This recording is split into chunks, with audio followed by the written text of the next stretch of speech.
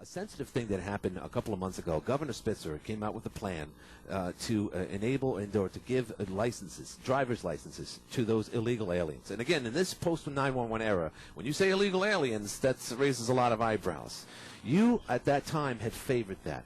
And again, a lot of people are going to question that either in a debate or at any type of press conference, Darrel. What was your thought pattern behind that? And would you back that again if the governor or anyone brought that up again? Well, I never really favored the governor's proposal. Mm-hmm.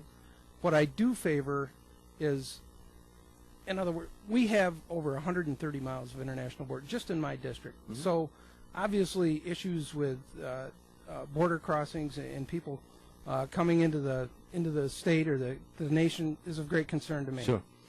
But what the governor did is he opened up the dialogue. Mm-hmm. And that's the silver lining around his proposal. His proposal, quite frankly, I was glad to see him withdraw that proposal.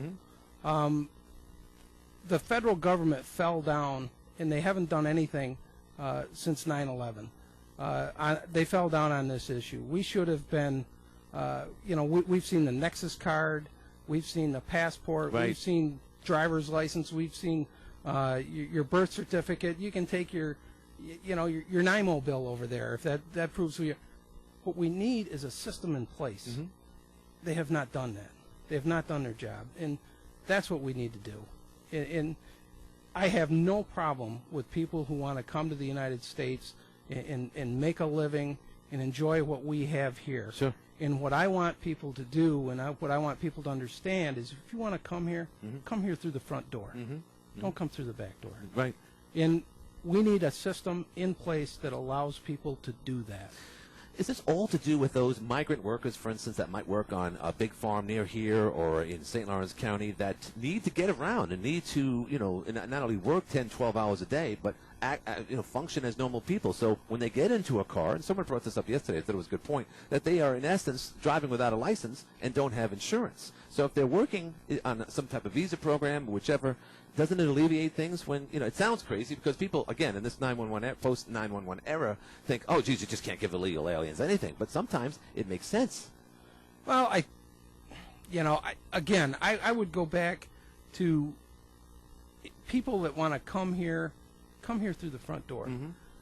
Put together a system that would allow people to be here mm-hmm. documented. Mm-hmm. Don't get rid of the system that we have now mm-hmm. that brings people here in an undocumented way. Mm-hmm. I think that people who are here legally, mm-hmm.